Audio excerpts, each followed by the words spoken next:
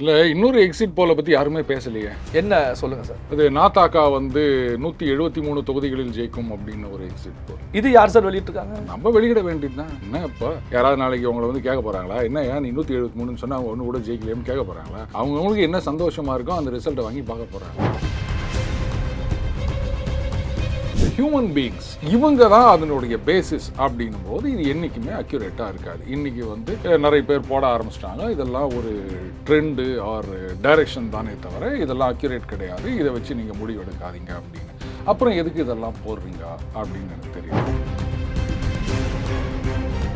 இது சரியா தப்பா, இல்லை ஏதாவது சார்பு அழுத்தம், இல்லை இந்த மாதிரி பின்னணியில் யாராவது இருக்காங்களா அப்படின்றத விட பிரச்சனை என்னன்னா கால்குலஸும் கணக்கு தான். இப்போ 100 பேர் போட்டாங்கன்னா ஒரு 2 பேர் அதில் கரெக்டாக போடுறாங்கன்னா அப்போ கால்குலஸ் தப்புன்னு சொல்ல முடியுமா? இல்லை இந்த தப்பான ஆன்சரை வச்சுக்கின்னு நம்ம இதுதான் சரியான ஆன்சர்னு சொல்ல முடியுமா? 234 தொகுதிக்கு 100 பேரை வச்சு நான் சர்வே எடுக்கிறேன் எக்ஸிட் போல்னா எப்படிங்க?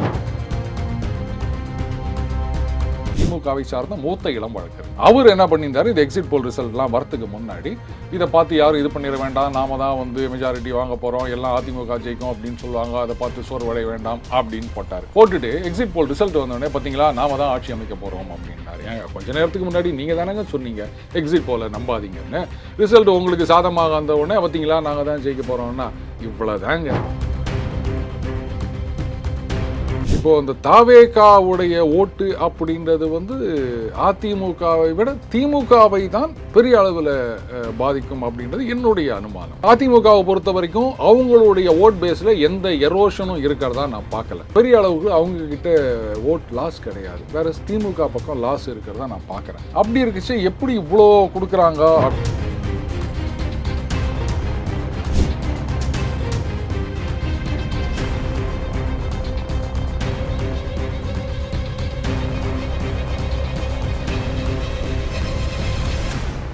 ரியல் ஒன் உறவுகளே, நடுநிலையோடு பொறுப்புடன் செய்திகளை வழங்கி பல லட்சக்கணக்கான மக்களின் நம்பிக்கையை பெற்ற நமது சேனலின் வளர்ச்சிக்கு உங்கள் ஆதரவு தேவை. இந்த ஊடக பயணம் தொடர்ந்து வலுப்பெற திரையில் தெரியும் QR கோட் ஸ்கேன் செய்தோ அல்லது டிஸ்கிரிப்ஷனில் உள்ள வங்கி விவரங்கள் மூலம் உங்களால் முடிந்த அளவு சப்போர்ட் செய்யுங்கள். உங்கள் ஒவ்வொரு ஆதரவும் நமது குரலை இன்னும் பல லட்சம் பேரிடம் கொண்டு செல்ல உதவும். ரியல் ஒன் நண்பர்கள் உறவுகள் அனைவருக்கும் வணக்கம். இன்று நம்மோடு இருப்பவர் டெய்லி பஞ்ச் அருண் அவர்கள். வணக்கம் சார். வணக்கம் சிவா. சார், இப்போ நேற்று மாலை எக்ஸிட் போல் வந்து எல்லா நிறுவனங்களுமே வெளியிட்டிருக்காங்க. வாக்குப்பதிவுக்கு முந்தைய நிலையில கருத்து கணிப்புகளை வெளியிட்ட அத்தனை நிறுவனங்களும் வெளியிட்டிருக்காங்க. இதுல வந்து பாத்தீங்கன்னா ஒரு 5க்கு மேற்பட்ட நிறுவனங்கள், Chanakya strategies, people's pulse, Matrize, Marq போன்ற நிறுவனங்களை பொறுத்த வரைக்கும் திமுக வெற்றி பெறும், குறைந்தது 124 145 தொகுதியில் வரைக்கும் வெற்றி பெறும் அப்படின்னு சொல்லி தெரிவிச்சிருக்காங்க. அதே நேரத்தில் வந்து பாத்தீங்கன்னா ஏடிஎம்கேக்கு வந்து பாத்தீங்கன்னா ஓட் பைப் அப்படிங்கிற நிறுவனம், ஜேவிசி போன்றவர்கள் வந்து ஏடிஎம்கே ஆட்சி அமைக்கும் அப்படிங்கிற நிலையிலையும், India today, access my India today நடத்திய கணிப்பை பொறுத்த வரைக்கும் டிவிகே வந்து 98 120 தொகுதியில் வரைக்கும் வெற்றி பெறும், டிவிகே வந்து ஆட்சி அமைப்பாங்க, கூட்டணி ஆட்சியாக கூட இருக்கலாம் அப்படிங்கிற நிலையில இந்த எக்ஸிட் போல் வெளியாகி இருக்கு. இந்த முரண்பட்ட எக்ஸிட் போல் ஒவ்வொரு நிறுவனங்கள் ஒன்னொன்னு இண்டிகேட் பண்ணியிருக்காங்க. எப்படி சார் பாக்குறீங்க? இல்லை, இன்னொரு எக்ஸிட் போலை பற்றி யாருமே பேசலையே. என்ன சொல்லுங்க சார்? அது நாத்தாக்கா வந்து 173 தொகுதிகளில் ஜெயிக்கும் அப்படின்னு ஒரு எக்ஸிட் போல். இது யார் சார் வெளியிட்டிருக்காங்க? நம்ம வெளியிட வேண்டியது தான். என்ன இப்போ யாராவது நாளைக்கு அவங்கள வந்து கேட்க போகிறாங்களா, என்ன ஏன் 173 சொன்னால் அவங்க ஒன்று கூட ஜெயிக்கலையும் கேட்க போகிறாங்களா? அவங்களுக்கு என்ன சந்தோஷமாக இருக்கோ அந்த ரிசல்ட்டை வாங்கி பார்க்க போகிறாங்க. இப்போ டெய்லி காலையில் எழுந்த உடனே என்ன பண்ணுவோம், டீ கடைக்கு போயிட்டு பேப்பரை பார்ப்போம், இன்றைக்கி நம்ம ராசிக்கு என்ன பலன் போட்டுக்குது அப்படின்னு.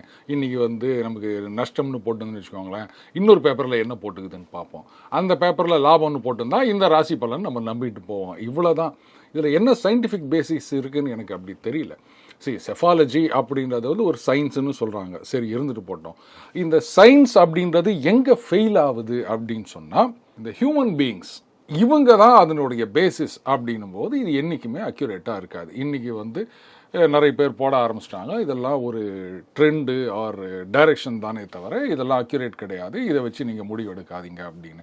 அப்புறம் எதுக்கு இதெல்லாம் போடுறீங்க அப்படின்னு எனக்கு தெரியல.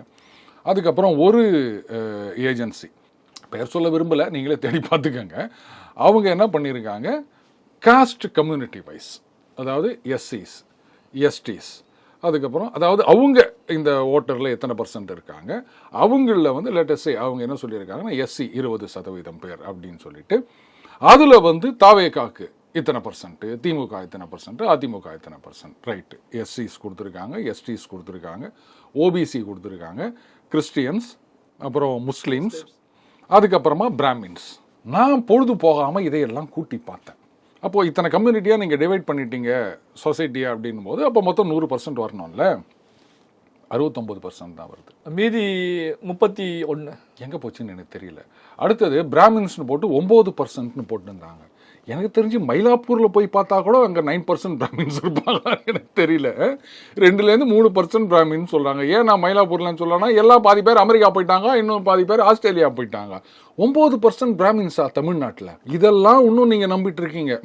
மொத்தமே கூட்டி பார்த்தா 69% தான் வருது. கம்யூனிட்டியாக நீங்கள் பிரேக்கப் பண்ணீங்கன்னா 100%க்கு நீங்கள் பிரேக்கப் காமிக்கணும் இல்லையா? ஒருவேளை தமிழ்நாட்டில் 69% இடஒதுக்கீடு அப்படின்றதுனால 69 மட்டும் தான் போட்டாங்களா, 31 விட்டுட்டாங்களா? இல்லை, முக்கியமான கம்யூனிட்டிகளை மட்டும் அவங்க லிஸ்ட் பண்ணிட்டு மற்ற கம்யூனிட்டிகள் பண்ணலாம், மீதி எல்லாமே மீதி இருக்கக்கூடிய சமுதாயங்களுக்கு அப்படின்னு விட்டுருக்கலாம்ல சார்? அதாவது ஒன்று, நீங்கள் வந்து ஓசியாக இருக்கணும், அதர் கம்யூனிட்டிஸ், அதாவது எந்த இதுலேயும் வராதவங்க, அதை 9ன்னு போட்டுட்டாங்க. அப்போ பிராமின்ஸ் மட்டும் இல்லை, அதர் கம்யூனிட்டிஸ் எல்லாம் சேர்ந்தது தான் அந்த பிராமின்ஸ் அப்படின்னு நம்ம எடுத்துக்கலாம் 9% அப்படின்னும் போது. அப்போ மீதி வந்து நீங்கள் ஓபிசியாக இருக்கணும், இல்லை மைனாரிட்டியாக இருக்கணும், இல்லை எஸ்சி எஸ்டியாக இருக்கணும். இதை தவிர இருக்கிறதுக்கு சான்ஸே கிடையாது. இல்லை, சாதி இல்லை அப்படிங்கிற சர்டிஃபிகேட்டுகள் கூட பெரிய லெவலில் இருக்குல்ல. இப்போ பார்த்திபன் கூட வாங்கியிருக்காரு. அதான் கோர்ட்டில் சொல்லிட்டாங்கல்ல. அது வந்து நீங்கள் மனசளவில் நீங்கள் வாழ்க்கையில் அந்த மாதிரி இருங்க, இந்த மாதிரி சர்டிஃபிகேட் கொடுக்கறதுக்கெல்லாம் வந்து இது சரி வராது, ஏதோ கொடுத்தாங்க அப்படின்னு விட்டுட்டாங்க. புரியுதுங்களா? அப்போது என்ன தமிழ்நாட்டில் 31% வந்து எனக்கு ஜாதி மதம் இல்லைன்னு சர்டிஃபிகேட் வாங்கி வச்சுக்கிறாங்களா? ஏங்க இதெல்லாம் நம்புற மாதிரி இருக்கா நீங்கள் சொல்கிறது? புரட்சி அப்படிங்கிறது பெரிய அளவில் தமிழ்நாட்டில் பேசப்படுது. இப்போ சமீபத்தில் கூட சத்யராஜ் அவர்கள் ஒரு புரட்சிகரமான விஷயத்த பேசியிருந்தாங்க. அது எப்படிங்க புரட்சியெல்லாம் அடுத்த வீட்டில் மட்டும் நம்ம செஞ்சுன்னு நம்ம வீட்டில் செய்ய மாட்டேனோ? கடவுள் மறுப்புன்னு சொல்கிறோம். நம்ம வீட்டு பசங்க கல்யாணம் பண்ணிக்கும் போது வந்து நல்ல ஜாதி மத அடிப்படைப்படி தான் கல்யாணம் பண்ணுறோம். கேட்டால் அவங்க வீட்டில் ஆசைப்பட்டாங்க. கல்யாணத்திலேயே நம்ம புள்ள பொண்ணு கல்யாணத்திலேயே இதை நம்மளால் நிலைநிறுத்த முடியல அப்படின்னு சொன்னால் அப்போ அடுத்த வீட்டிலலாம் போயிட்டு தாலி போடாத, தாலி இருந்து அறுத்துருன்றது, கல்யாணம் வானான்றது, கல்யாணம் பண்ணிக்காமையே இது பண்ணலான்றது, இதெல்லாம் நாம செஞ்சு காமிக்கணும் இல்லையா? சாரிட்டி ஷுட் பிகின் அட் ஹோம்னு சொல்லுவாங்க. நாம பண்ணிட்டு அதுக்கப்புறம் நம்ம கருத்து சொன்னோம்னா பரவாயில்ல. அந்த விஷயத்தில் உலகநாயகன் சொல்லலாம். அவர் வந்து சரி விடுங்க, அவர் வாழ்க்கை எல்லாருக்குமே தெரியும், அதை நான் விலாவரியாக சொல்லணும்னு அவசியம் கிடையாது. அப்போது நாமளே அதை ஃபாலோ பண்ண மாட்டோம், தூக்கி போட்டுருவோம். கேட்டால் அடுத்தவங்க தலைமையில் பழி போடுவோம். ஆனால் மற்றவங்களுக்கெல்லாம் நம்ம உபதேசம் பண்ணுவோம் அப்படின்னா இந்த ஊருக்கு உபதேசம் அப்படின்றது அசிங்கமா இல்லையா, அருவருப்பா இல்லையா? எப்படி இதெல்லாம் சொல்லிட்டு இருக்காங்கன்னு எனக்கு புரியல. ஸோ இப்போ சர்வே அப்படின்னு வரும்போது தான் சார், இந்த எக்ஸிட் போல் அப்படின்னு வரும்போது, அப்போ இந்த சர்வே நிறுவனங்கள் வெளியிட்ட இந்த எக்ஸிட் போல் வந்து தவறான போல் அப்படின்னு சொல்ல வர்றீங்களா? இல்லை வந்து இதன் பின்னணியில் வந்து பல விஷயங்கள் நடந்துகிட்டு இருக்கு, அதாவது கட்சி சார்பில் இவங்க வெளியிடுறாங்க அப்படின்னு சொல்ல வர்றீங்களா? என்ன, எப்படி பாமர மக்கள் புரிந்து கொள்வது? அதாவது இந்த நீங்கள் சொல்கிற இந்த 9-10 எக்ஸிட் போல் மட்டும் இல்லாமல் சோஷியல் மீடியாவில் போனீங்கன்னா குறைந்தபட்சம் ஒரு 100-150 எக்ஸிட் போல் ரிசல்ட்ஸை நீங்கள் பார்க்கலாம். இதில் ஒன்று ஆச்சரியமாக பார்த்தேன். ஒருத்தர் சொல்லியிருக்காரு, எங்கள் தாத்தா வந்து 1971 கணிப்பு வெட்டிக்கிட்டு கொண்டு இருக்கின்றார் அப்படின்னு ஒரு நோட்டில். அது இந்த மாவட்டம் இத்தனை தொகுதி, அதில் திமுக எவ்வளோ, அதிமுகத்துக்கு அப்படின்னு எழுதியிருக்காரு. இதை வந்து அவருடைய கணிப்பாக போட்டிருக்காரு. இந்த மாதிரி நிறைய பேர் நான் 7 தொகுதியில் பண்ணேன், 10 தொகுதியில் பண்ணேன், 15 தொகுதியில் பண்ணேன் அப்படின்னு ஆளாளுக்கு வெளியிட்டு இருக்காங்க. இது சரியா தப்பா, இல்லை ஏதாவது சார்பு அழுத்தம், இல்லை இந்த மாதிரி பின்னணியில் யாராவது இருக்காங்களா அப்படின்றத விட செஃபாலஜி நீங்கள் சயின்ஸுன்னு கூட வச்சுக்காங்க, அது ஒரு கணக்கு தான் சார் அப்படின்னு கூட சொல்லுங்கள். பிரச்சனை என்னென்னா கால்குலஸும் கணக்கு தான். எத்தனை பேருக்கு கரெக்ட் ஆன்சர் வரும்? ஒரு 100 பேர் போட்டாங்கன்னா சாதாரணமாக நம்ம காமன் மேனில் நமக்கு கால்குலஸ்னாலே தலை தெரிய ஓடுவோம், ரைட்? அல்ஜிப்ராக்கே ஓடுறவங்க கால்குலஸ் ஓட மாட்டோமா? அப்போ 100 பேர் போட்டாங்கன்னா ஒரு 2 பேர் அதில் கரெக்டாக போடுறாங்கன்னா அப்போ கால்குலஸ் தப்புன்னு சொல்ல முடியுமா? இல்லை இந்த தப்பான ஆன்சரை வச்சிங்கன்னா நம்ம இதுதான் சரியான ஆன்சர்னு சொல்ல முடியுமா? அந்த மாதிரி தான் ஒவ்வொருத்தருடைய மெத்தடாலஜி என்ன அப்படின்னு. எங்க 234 தொகுதிக்கு 100 பேரை வச்சு நான் சர்வே எடுக்கிறேன் எக்ஸிட் போல்னா எப்படிங்க இது? இல்லை, அதே நேரத்தில் வந்து இந்த எக்ஸிட் போலை பொறுத்த வரைக்கும் பல தேர்தல்களில் வந்து சொன்ன எண்ணிக்கை நம்பர்ஸ் வந்து பல நிறுவனங்களுடைய எண்ணிக்கை வந்து ஓரளவுக்கு மேட்ச் ஆகக்கூடிய அளவில் தானே இருந்திருக்கு. பல நிறுவனங்கள் பல நேரங்களில் தோற்று போனதை அதை பற்றியும் இன்னைக்கு டீட்டெயிலாக எல்லாரும் போட்டுக்கிறாங்க. இதில் ஒரு ஆச்சரியம் சொல்லவா, திமுகவை சார்ந்த மூத்த இளம் வழக்கறிஞர், 6 இளம் மூத்த வழக்கறிஞர் ஏதோ ஒன்று வச்சுக்காங்க அவங்க சௌகரியப்படி, அவர் என்ன பண்ணியிருந்தாரு, இந்த எக்ஸிட் போல் ரிசல்ட்லாம் வரத்துக்கு முன்னாடி இதை பார்த்து யாரும் இது பண்ணிட வேண்டாம், நாம தான் வந்து மெஜாரிட்டி வாங்க போகிறோம், எல்லாம் அதிமுக ஜெயிக்கும் அப்படின்னு சொல்லுவாங்க, அதை பார்த்து சோர்வடைய வேண்டாம் அப்படின்னு போட்டார். போட்டுட்டு எக்ஸிட் போல் ரிசல்ட் வந்தோடனே பார்த்தீங்களா நாம தான் ஆட்சி அமைக்க போகிறோம் அப்படின்னாரு. ஏங்க கொஞ்ச நேரத்துக்கு முன்னாடி நீங்கள் தானேங்க சொன்னீங்க எக்ஸிட் போல நம்பாதீங்கன்னு. ரிசல்ட் உங்களுக்கு சாதமாக வந்த உடனே பார்த்தீங்களா நாங்கள் தான் ஜெயிக்க போகிறோம்னா இவ்வளோதாங்க. நமக்கு சாதகமாக இருக்குன்னு சொல்லிச்சா உடனே நாங்கள் அதை நம்புவோம். இன்றைக்கு இவ்வளோ இது போட்டிருக்காங்க, திமுக வந்து ஆட்சியை பிடிக்கின்ற மாதிரி நிறைய பேர் சொல்லியிருக்காங்க, 2 பேர் வந்து அதிமுக அப்படின்னு சொல்லியிருக்காங்க. இதே நிறுவனங்கள் 2016 என்ன சொன்னாங்க அப்படின்ற விஷயத்தையும் எல்லாம் காமிச்சிருக்காங்க. அங்கே எல்லாமே கிட்டத்தட்ட தோத்து போயிட்டாங்க. அதில் இன்னும் சில பேர் சொல்கிறாங்க இன்றைக்கு 2 பேர் 2 நிறுவனங்கள் அதிமுக ஜெயிக்கும் அப்படின்னு சொல்லியிருக்காங்க. அந்த 2 நிறுவனங்கள் தான் 2016 2021 தேர்தல்களை கிட்டத்தட்ட துல்லியமாக கணித்தது அப்படின்னு சொல்கிறாங்க. மீதி எல்லாம் ஊத்திக்கிச்சு. குறிப்பாக இது 2016 தேர்தலில் வந்து தமிழகத்தில் நிறைய பேர் தோத்து போயிட்டாங்க இந்த பிரபலமான நிறுவனங்கள் அப்படின்னு. ஒரு பொழுதுபோக்காக தான் நான் பார்க்குறேன், பியூர் என்டர்டெயின்மெண்ட், அவ்வளோதான். அதுக்கு பின்னாடி சயின்ஸ் இருக்குதா இல்லை ஹிஸ்ட்ரி ஜியாகிரஃபி இருக்கா அதெல்லாம் எனக்கு தேவையில்லை. ஒரு என்டர்டெயின்மெண்ட். இது 4ஆம் தேதி ரிசல்ட் வரப்போகுது, அதுக்கு முன்னாடி என்னன்னு தெரிஞ்சுக்கணும் அப்படின்னா தெரிஞ்சுக்கங்க. ஆனால் இதை வச்சு யாரும் ஆட்சி அமைக்க உரிமைக்கு வர முடியாது. யாராவது தெரியாத தினமாக அந்த லோக் பவனில் போயிட்டு சார் இது மாதிரி எங்களுக்கு வந்து 144 ஊற்றுட்டாங்க, எங்களை வந்து கூப்பிடுங்க அப்படின்னு ஏதாவது சொல்லிட போறீங்க, பார்த்து அட்வைஸ் பண்ணி வைங்க. இப்போ உங்களுடைய பார்வையில் இந்த எக்ஸிட் போல் ரிசல்ட் எப்படி இருக்க போகுது? அதாவது டைரக்ஷன் வந்து இந்த எக்ஸிட் போல்ல இருக்கக்கூடிய டைரக்ஷன் சொன்னாங்க பார்த்தீங்களா, டைரக்ஷன் வந்து காமிக்கும் அப்படின்னு சொல்லி, இந்த ரிசல்ட்டுக்கான டைரக்ஷனா இந்த எக்ஸிட் போல எடுத்துக்கலாமா? என்னால் அதை அப்படி ஏற்றுக்க முடியல சிவா. ஏன்னா இப்போ இந்த தாவேகாவுடைய ஓட்டு அப்படின்றது வந்து அதிமுகவை விட திமுகவை தான் பெரிய அளவில் பாதிக்கும் அப்படின்றது என்னுடைய அனுமானம். அஃப்கோர்ஸ் அது ரிசல்ட் வந்த பிறகு தான் அது தெரியும் அப்படின்னு வச்சுக்கோங்களேன்.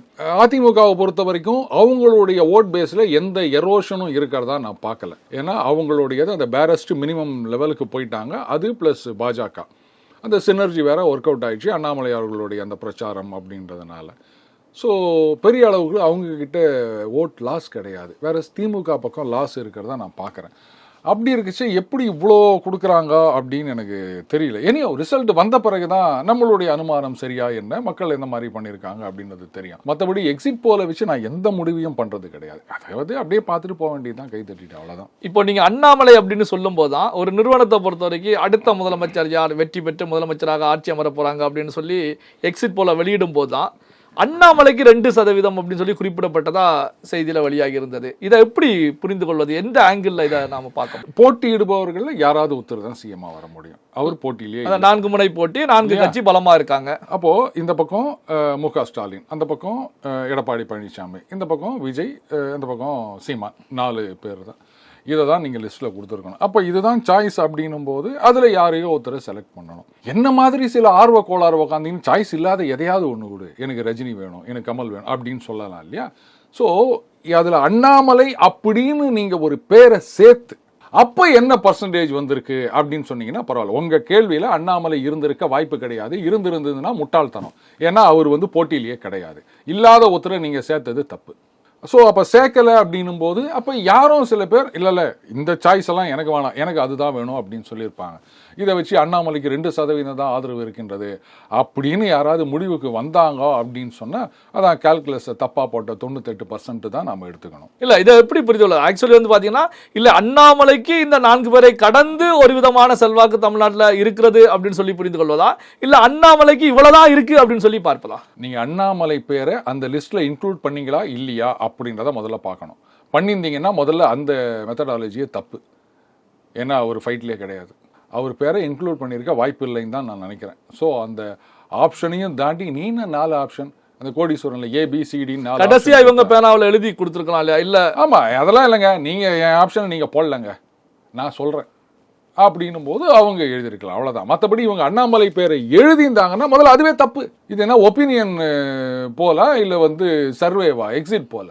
அதனால இதை வந்து ஒரு விஷயமாவே நான் எடுத்துக்கல, தூக்கி குப்பையில் போடுங்க இதெல்லாம். இப்போ இந்த எக்ஸிட் போல நம்ம கவனிக்கும் போது, எக்ஸிட் போல் அடிப்படையில் பார்க்கும்போது வந்து பார்த்தீங்க அப்படின்னா திமுகவுக்கு வந்து மெஜாரிட்டி கிடைக்காது, ஆட்சிக்கு வந்தாலும் மெஜாரிட்டி கிடைக்காது அப்படிங்கிற நிலையில தான் நம்பர்ஸ் கொடுத்துருக்காங்க. அது 120 117க்கு மேலே தான் கொடுத்துருக்காங்க. 124லேருந்து 145 44 வரைக்கும் போயிருக்காங்க. 124 வந்து மெஜாரிட்டி தானே, அலைன்ஸ் தானே வரும். கூட்டணியில் பல கட்சிகள் இருக்காங்க. கூட்டணியிலனாலும் திமுக ப்ளஸ் போது அதில் ஜெயிக்கிறவங்க திமுகவா இல்லை காங்கிரஸ் விசிகாவான்னு பார்க்கணும்ல. ஒருவேளை எதிர்கட்சிகள் ஜெயிச்ச தொகுதியெல்லாம் வந்து கூட்டணி கட்சிகள் இருக்க தொகுதியாக இருந்ததுன்னா அப்போ இவங்க சாலிடாக 124 120 வந்துடுவாங்கல்ல. ஏன்னா இந்த தேர்தலை பொறுத்த வரைக்கும் கிட்டத்தட்ட எல்லாரும் ஏற்றுக்கொண்ட ஒரு கருத்து என்னன்னா கூட்டணி கட்சிகள் தான் வந்து டிராகிங் டவுன். அவங்க சரியாக பெர்ஃபார்ம் பண்ணல அப்படின்னு. ஸோ அப்போ அவங்களே கூட வரலாம்ல. ரெண்டாவது, அப்படியே கூட்டணி ஜெயிக்குதுன்னு கூட வச்சுக்கோங்க, திமுக வந்து 117 கம்மியாக ஜெயிக்கிறாங்க அப்படின்னா மட்டும் என்ன வந்து கூப்பிட்டு பதவி கொடுக்க போகிறாங்களா? ஆனால் காங்கிரஸில் இப்போவே ஒரு துண்டை போட்டு வச்சுட்டாங்க. கிரீஸோடங்க ஏற்கனவே பேட்டி கொடுத்துட்டாங்க. ஒன்று ஆளுங்கட்சியாக இருப்போம், இல்லை எதிர்கட்சியாக இருப்போம் அப்படின்னு. எதிர்கட்சியாக எங்கே போயிருப்பாங்க? எதிர்கட்சியாக இருக்கிறனாலும் குறைந்தபட்சம் இத்தனை எம்எல்ஏ வேணும் அப்படின்னு. திமுகவே ஒரு தடவை எதிர்கட்சி வாய்ப்பை இழந்தது, இவங்க வந்து எதிர்கட்சியாக இருப்பாங்களாம். எதிரில் இருக்கக்கூடிய எதிர்கட்சியாக இருக்கக்கூடிய கட்சி கூட சேர்ந்து பயணிப்போம் அப்படிங்கிற மாதிரி எடுத்துக்கலாம்ல சார்? எப்படி இந்த பக்கம் அதிமுக பாஜக இருக்குது, அவங்களோட போய் சேர்ந்து பயணிப்பீங்களா? தாவேகா ஜெயிச்சா தானே அவங்களோட போய் நீங்கள் சேர்றதுக்கு. வெஸ்ட் பெங்காலில் போயிட்டு ராகுல் காந்தி நிறைய பேசியிருக்காரு. இவங்க வந்து ஊழல் இது மாதிரிலாம் பண்ணதுனால தான் வந்து பாஜகவுக்கு இவங்க வந்து கதவை திறந்து விட்டார்கள், அவங்க வரப்போகிறாங்க அப்படி இப்படிலாம் பேசியிருக்காரு. பாஜக பிரச்சாரத்தை விட ராகுல் காந்தியுடைய பிரச்சாரம் பலமாக இருந்தது. இதுதான் நம்ம ஏற்கனவே சொன்னது. ராகுல் காந்தியை பொறுத்த வரைக்கும் அவர் கரெக்டான டிசிஷனில் இருக்கார். தமிழ்நாட்டிலையும் வெஸ்ட் பெங்கால்லையும் புள்ளி கூட்டணியில் இருக்க இந்த டிஎம்சி அண்ட் டிஎம்கே இவங்க ஆட்சிக்கு வரக்கூடாது. அப்போ தான் வந்து 29 காங்கிரஸுக்கு முக்கியமாக ராகுலுக்கு எதிர்காலம் அப்படின்றத அவர் நல்லா புரிஞ்சு வச்சிருக்காரு. அதனால தான் இங்கே வந்து வேற வழி இல்லாமல் அவரையும் மீறி அவருக்கு மேலே ஒரு மேலிடம் முடிவெடுத்ததுனால தான் வந்து திமுகவோட போகிறது அப்படின்ற முடிவுக்கு வந்தாங்க. அதனால தான் அவர் இங்கே வந்து அந்த டிரான்ஸ்லேஷனில் ஒரு சொதப்பல்னால் இவரே வந்து அதிமுகவை புகழ்ந்து பேசி, அஃப்கோர்ஸ் அதுக்கப்புறம் அவர் சில வார்த்தைகள் பேசினார், அதை வந்து கட்டிங் வெட்டிங் அப்படின்றாங்க. இருந்தாலும் அது கூட தேவையில்லைன்னு தான் நான் சொல்லுவேன். நான் அடுத்து ஸ்டாலின் அவர்களுடன் சேர்ந்து பிரச்சாரம் பண்ணவில்லை. முன்னாடி இருந்த 24, 19 இருந்த அந்த கமலாதிரி அப்படின்றது இப்போ இல்லை. அவருக்கு வந்து இஷ்டம் இல்லை. இருந்தாலும் வந்து வேற வழி இல்லாமல் அவரை கூப்பிட்டு வந்தாங்கன்னு நல்லா தெரியுது. அங்கே வெஸ்ட் பெங்காலில் என்ன அளவுக்கு மும்முரமாக பிரச்சாரம் பண்ணாரோ அந்த அளவுக்கு இங்கே இல்லை. வராமல் போயிட்டா ரொம்பவே இதுவாகிடும்ன்றதுனால தான் அவர் வந்து தலையை காமிச்சிட்டு போயிட்டார். ஏதோ கல்யாணத்துக்கு வந்து வேண்டாம் வெறுப்பா அப்படியே ரிசப்ஷனில் போயிட்டு தலையை காமிச்சு ஃபோட்டோக்கு போஸ்ட் கொடுத்துட்டு வரோம் இல்லையா, அந்த மாதிரி அவர் பண்ணிட்டு போயிருக்காரு. அப்போது எதிர்கட்சியா அப்படின்னா தாவேகா ஓரளவுக்கு கணிசமான சீட்டுகளையாவது ஜெயிச்சு வந்தால் தான் அவங்களோட போனால் கொஞ்சமாவது மரியாதையாக இருக்கும். ஆனால் ஒன்று கூட பார்க்கலாம், திமுக ஆட்சிக்கு வந்து விட்டது அப்படின்னு சொன்னால் அதுக்கப்புறம் காங்கிரஸ் வந்து வெளில போகிறதுன்றது இன்னும் வடிகட்டின முட்டாள்தனம். ஏன்னா 29 தாவேகாவோட போய் சேர்ந்து நீங்கள் என்ன பண்ணுவீங்க? அட்லீஸ்ட் ஜெயிச்ச குதிரைன்னாவது தெரியும் திமுக. அவங்களோட இருக்கிறத விட்டுட்டு நீங்கள் தாவேகாவோட போனீங்கன்னா இங்கே இருக்கிறது ஒன்றும் இல்லாமல் போயிடும். அதனால் இவர் சொல்லலாம் என்னன்னா, இவங்களுடைய எதிர்பார்ப்பு அது திமுக தனி மெஜாரிட்டி வராது, அதனால் இப்போவே நம்ம இப்படி ஒன்று சொல்லி வச்சிட்டோம் அப்படின்னு சொன்னால் அதை பார்த்தீங்களா, அதெல்லாம் கிடையாது. ஏன்னா மத்தியிலையும் ஆட்சி கிடையாது திமுகவுக்கு ஆதரவாக. அதனால் இல்லை நீங்கள் வந்து எங்களுக்கு கொடுத்து தான் ஆகணும் பங்கு அப்படின்னு கேட்கலாம். அதுக்காகத்தான். பல்வேறு முக்கியமான தகவல்கள், செய்திகளை நம்முடைய உறவுகளுடன் பகிர்ந்து கொண்டதற்கு நன்றி சார். நன்றி சிவா. உங்கள் பிசினஸ் இன்னும் அதிக மக்களை சென்றடைய வேண்டுமா? இன்றைய டிஜிட்டல் உலகில் சரியான ப்ரமோஷன் தான் வெற்றியின் முதல் படி. தமிழகம் முழுவதும் பல லட்சக்கணக்கான பார்வையாளர்களை தினமும் சென்றடையும் ரியல் ஒன் யூடியூப் சேனல்களில் உங்கள் பிசினஸ் இனி எல்லோரும் அறியட்டும். குறைந்த செலவில் அதிக ரீச். உங்கள் பிராண்டுக்கு நம்பிக்கையும் வளர்ச்சியும் சேர்க்க இன்றே எங்களை தொடர்பு கொள்ளுங்கள். 928 00 8714